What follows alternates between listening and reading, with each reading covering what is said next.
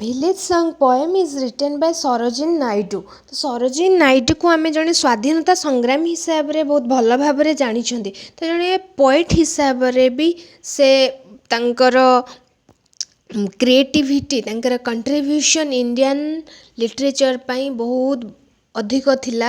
Present poem starts in a conversational tone between a mother and a daughter।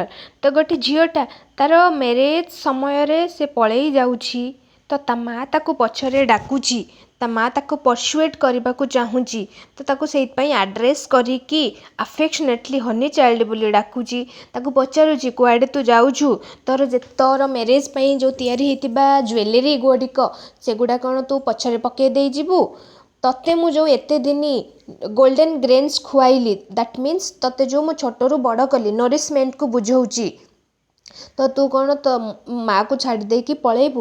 ତ ଏଇଟା ଆଉ ଗୋଟିଏ ଜିନିଷ ଦେଖାଉଛି, ଯେତେବେଳେ ଇଣ୍ଡିଆନ୍ ପ୍ୟାରେଣ୍ଟସ୍ ମାନେ ତାଙ୍କର ଚିଲଡ୍ରେନ୍ ମାନଙ୍କୁ କିଛି ଗୋଟେ ଜିନିଷ ପର୍ସୁଏଟ୍ କରିପାରନ୍ତି ନାହିଁ, ତ ସେମାନେ ଇମୋସନାଲି ପର୍ସୁଏଟ୍ କରିବାକୁ ଟ୍ରାଏ କରନ୍ତି।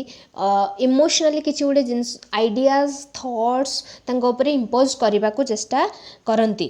would you grieve the lover who is riding forth to wed you? ତ ଯେଉଁ ମ୍ୟାରେଜ୍ ଫିକ୍ସ ହେଇଥିବା ଯେଉଁ ପର୍ସନଟି ତତେ ମେରି କରିବାକୁ ଆସୁଛି, ତାକୁ ବି କ'ଣ ତୁ କନ୍ଦେଇବୁ? ଦ୍ୟାଟ୍ ମିନ୍ସ ଯେତେବେଳେ ସେ ତା ସହିତ ମ୍ୟାରେଜ୍ ନ ହେବ, ତା ମ୍ୟାରେଜ୍ ବ୍ରେକ୍ ହେଇଯିବ, ତ ତାକୁ ସେଇଟା ଅଫେନ୍ସିଭ୍ ଲାଗିପାରେ, ତ ସେଇଥିପାଇଁ ସିଏ ମେ ବି କାନ୍ଦିବୁ, ତାକୁ କନ୍ଦେଇବୁ। ତ ଏମିତି କ୍ୱେଶ୍ଚନ୍ କରିଛନ୍ତି ତାର ଝିଅକୁ।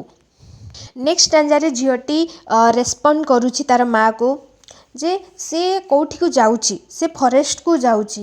କାହିଁକି ନା ଫରେଷ୍ଟର ଚମ୍ପା ଡାଳରେ ଫୁଟିଥିବା ଫୁଲ ଗୁଡ଼ିକ ବହୁତ ସୁନ୍ଦର ଦେଖାଯାଏ ଏବଂ ତା ମନ ମୋହିତ କରିଦିଏ। ସେଗୁଡ଼ା ବହୁତ ଏନ୍ଚାଣ୍ଟିକ୍ ତା ପାଇଁ। କୋଇଲିର ସୁନ୍ଦର ସ୍ୱର ଏବଂ ନଈ କୂଳରେ ଫୁଟିଥିବା ପଦ୍ମ ଏବଂ କଇଁ ଫୁଲର ସୌନ୍ଦର୍ଯ୍ୟ ତାଙ୍କୁ ମୋହିତ କରିନେଉଛି। ତ ତାକୁ ଫେରି ଫକ୍ ତାକୁ ଡାକୁଛି, ତ ସେ ସେଇଥିପାଇଁ ସେଇଟାକୁ ଯାଉଛି ଜଙ୍ଗଲକୁ। Marriage you will get leisure hour. ତ ସେ ଯେଉଁ ଲିଜର୍ ଆୱାରର ମଧ୍ୟ ବହୁତ ବଢ଼ିଆ ପ୍ଲେଜର୍ ଅଛି। ତାପରେ କହୁଛି ତୋର ଯେଉଁ ସେଫ୍ରନ୍ ଆଣ୍ଡ ସିଲଭର କଲର୍ର ବ୍ରାଇଡ଼ାଲ୍ ରୋଭ୍ ତୋ ପାଇଁ ତିଆରି ହେଇଛି, ତ ସେଇଟା ବହୁତ ଗ୍ଲୋ କରୁଛି। ତୋର ବ୍ରାଇଡ଼ାଲ୍ କେକ୍ ଅଲରେଡ଼ି ରେଡ଼ି ହେଇକି ରହିଛି, ତ ତୁ ଏସବୁକୁ ଛାଡ଼ି ଦେଇକି କୁଆଡ଼େ ଯାଉଛୁ? ନେକ୍ସଟ ଷ୍ଟାଞ୍ଜାରେ ଝିଅଟି ବହୁତ ସୁନ୍ଦର ଭାବରେ ଫିଲୋସଫିକାଲି ତା ମାଆକୁ ଆନ୍ସର ଦେଉଛି ତା କ୍ୱେଶ୍ଚନର। The bridal songs and cradle songs have cadence of sorrow. ତାମାନେ କହୁଛି ସେଇ ଯେଉଁ ବ୍ରାଇଡ଼ାଲ୍ ସଙ୍ଗ ଆଉ ସେଇ ଯେଉଁ କ୍ରେଡେଲ୍ ସଙ୍ଗ, ତ ସେଇଟା ବ୍ରାଇଡ୍ ପାଇଁ ପ୍ଲେଜରେବଲ୍ ନୁହଁ, ଅନ୍ୟମାନଙ୍କ ପାଇଁ ପ୍ଲେଜରେବଲ୍ ଅଟେ, କିନ୍ତୁ ବ୍ରାଇଡ୍ ପାଇଁ ସେଇଟା ଗ୍ରିଫ୍ ଆଣେ।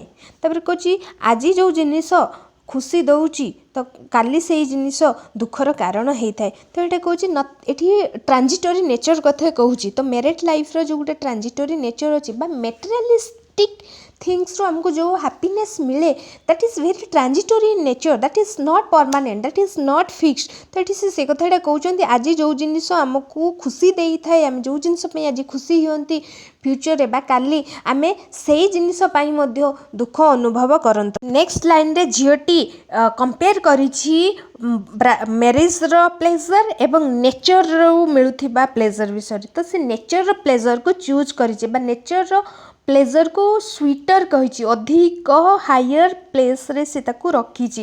ତେମିତି କହୁଛି ଯେ ଏ ସବୁଠାରୁ ଯେଉଁ ଜଙ୍ଗଲର ଶବ୍ଦ ଏବଂ କୁଳୁ କୁଳୁ ଝରଣାର ତା ପାଇଁ ବହୁତ ସୁନ୍ଦର ଅଟେ। ସେଠୁ ସେ ଯେଉଁ ପ୍ଲେଜର ପାଉଛି, ସେ ପ୍ଲେଜରଟା ତାର ଫିକ୍ସড ଅଟେ, ପରମାନେଣ୍ଟ ଅଟେ, ବା ସେଇ ପ୍ଲେଜରଟା ସେ ଆବଷ୍ଟ୍ରାକ୍ଟ ୱେରେ ଫିଲ୍ କରିବ, ସେଇଟା ଆବଷ୍ଟ୍ରାକ୍ଟ ପ୍ଲେଜର ଅଟେ।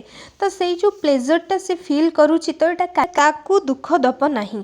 ତ ଏଠି ତ ସେଥିପାଇଁ ସେ କହୁଛି ଓ ମଦର ମାଇନ୍, ମୁଁ ଜଙ୍ଗଲକୁ ଯାଉଛି, ମୋତେ ଫେୟାର ଫକ୍ ଡାକୁଛି। ତ ଏଠି ଆମେ ଦେଖିପାରିବା କେମିତି ଝିଅଟି ତା ନିଜର ପ୍ଲେଜରକୁ ନିଜେ ଚୁଜ୍ କରିପାରିଛି। ସରୋଜିନୀ ନାଇଡୁ ଯେଉଁ ସମୟରେ ପୋଏମ୍ ଲେଖୁଥିଲେ, ତାହେଲେ ଆମେ ଯଦି ଇଣ୍ଡିଆର ସୋସାଇଟାଲ ପର୍ସପେକ୍ଟିଭକୁ ସେତେବେଳେ ଯିବା, ଗର୍ଲସମାନଙ୍କୁ ଏଜ୍ ଆନ୍ ଆସେଟ୍ କନସିଡର କରାଯାଉନଥିଲା। ଗର୍ଲସମାନଙ୍କର ରାଇଟ୍ସ ନଥିଲା ଟୁ ଚୁଜ୍ ଦେୟାର ହଜବେଣ୍ଡ, ଅର୍ ସେମାନଙ୍କୁ को फोर्सफुली भी मैरेज कर दिया जाउथिला तो सेटा तांकर लिबर्टी ही नथिला जे चूज करबा पई निजर लाइफ पार्टनर किंतु आमे देखुचंती ए जो झियोटी ସେହି ସମୟର ଝିଅଟି ମଧ୍ୟ ଆମେ କେମିତି ତା ଟୋନ୍ ଦେଖିପାରୁଛନ୍ତି ଗୋଟେ ମଡ଼ର୍ନିଷ୍ଟିକ୍ ଆପ୍ରୋଚ୍ ତା ଟୋନ୍ରେ ସେ ନିଜର ଲାଇଫ୍ର ଡିସିସନ୍ ନିଜେ ନେବାକୁ ଚାହିଁଛି ନିଜେ ତା ପାଇଁ କେଉଁଟା ପ୍ଲେଜରେବଲ୍ ସେଇଟା ଅନ୍ୟମାନେ ତା ପାଇଁ ଚୁଜ୍ କରିନାହାନ୍ତି ନିଜେ ସେ ଚୁଜ୍ କରିଛି ଏବଂ ସବୁକିଛିକୁ ଡିନାଏ କରିକି ତା ନିଜ ଟର୍ମରେ ନିଜ ୱେରେ ସେ ତା ଲାଇଫ୍କୁ ବଞ୍ଚିବା ପାଇଁ ସବୁକିଛି ଛାଡ଼ିକି ଜଙ୍ଗଲକୁ ପଳେଇ ଯାଇଛି ପଏମ୍ରେ ଆମେ ଦେଖିପାରିବା ସେ ଝିଅଟି କେମିତି ତାର ସାଇଲେଣ୍ଟ ୱେରେ ବା ସ୍ମୁଥଲି କେମିତି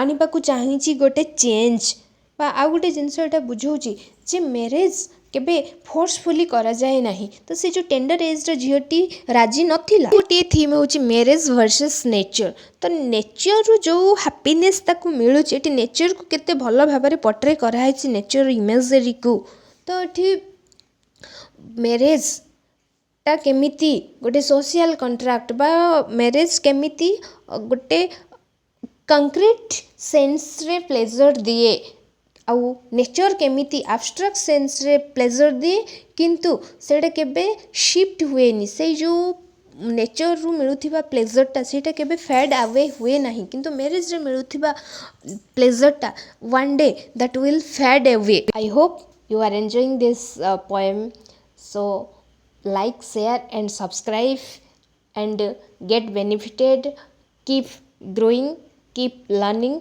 and happy future to all of you.